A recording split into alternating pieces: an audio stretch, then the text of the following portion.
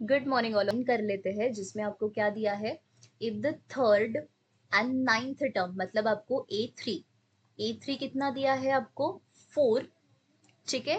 और उसके बाद में A9 कितना दिया है -8। मैं यहाँ पे लिख देती हूँ A9 इक्वल्स टू कितना दिया है -8 रिस्पेक्टिवली।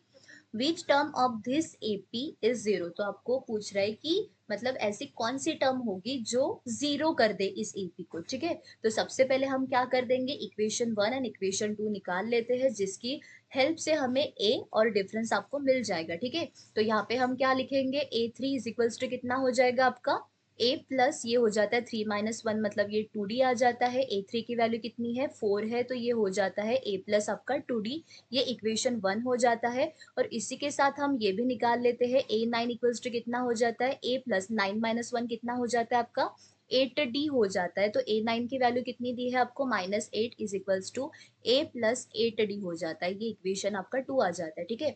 अब आप यहाँ पे देख सकते हो A और A क्या है आपका सेम है, तो इससे अगर हम सब्ट्रैक्ट करेंगे तो ये क्या हो जाएगा, कैंसल आउट हो जाएगा, जिसके थ्रू हमें D की वैल्यू मिल जाएगी। तो मैं यहाँ पे लिख रही हूँ सब्ट्रैक्ट इक्वेशन 1 फ्रॉम 2। तो ये कितना हो जाएगा आपका, यहाँ पे मैं लिख देती हूँ ये -8 इज इक्वल्स टू कितना हो जाता है A प्लस 8D। उसके बाद में यहाँ पे 4 is equals to A plus कितना हो जाता है ये 2D हो जाता है। मतलब यहाँ पे कितना आ जाएगा, सब्ट्रैक्ट करने के बाद में ये साइन चेंज हो जाते हैं तो ये आपका कैंसल आउट हो जाएगा। 8 और 4 कितना हो जाता है -12 हो जाता है। 8 में से 2 गए मतलब ये कितना आ जाता है आपका 6D आ जाता है। ठीक है। मतलब डिफरेंस इज इक्वल्स टू कितना आ जाएगा आपका -12 डिवाइडेड बाय 6 मतलब ये डिफरेंस कितना आ जाता है आपका 6 2 12 मतलब ये आपका -2 आ जाता है।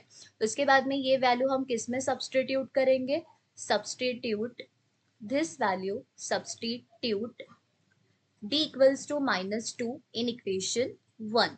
इन इक्वेशन 1 तो इक्वेशन 1 क्या है हमारा 4 इक्वल्स टू A प्लस कितना है 2D है। तो ये हो जाता है 4 इक्वल्स टू कितना A प्लस 2 मल्टीप्लाइड बाई ये -2 है तो ये कितना हो जाता है 4 इक्वल्स टू A। और ये 2 2 कितना हो जाता है -4 हो जाता है। ठीक है।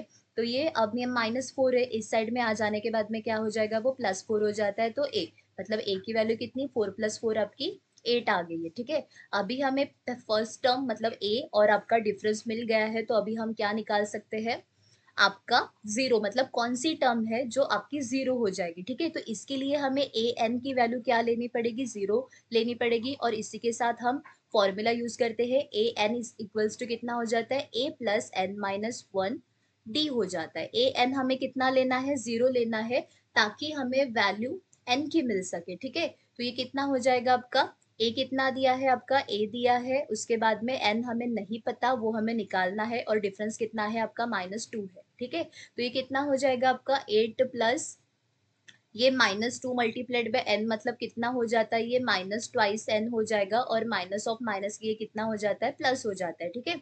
उसके बाद में हम ब्रैकेट ऑफ कर देते तो ये कितना हो जाएगा ये 2n और ये कितना हो जाता है आपका +2 हो जाता है। ठीक है। अब 8 में से 2 मतलब 8 और 2 कितने हो जाते हैं आपके 10 हो जाता है। तो ये कितना आ जाएगा आपका 0 इज इक्वल्स टू 10 -2n। अब ये -2n उस साइड में जाने के बाद में क्या हो जाएगा प्लस हो जाएगा। तो ये 2n इज इक्वल्स टू 10 आ जाता है। तो n equals to 10 divided by 2 मतलब n इक्वल्स टू कितना आ जाता है 2 1 2 एंड 2 5 10। तो n की वैल्यू कितनी आई है आपकी 5।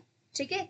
तो कौन सी टर्म आपकी जीरो होगी यहाँ पे हम लिख देते हैं therefore fifth term fifth term of AP will be zero, will be zero. ठीक है।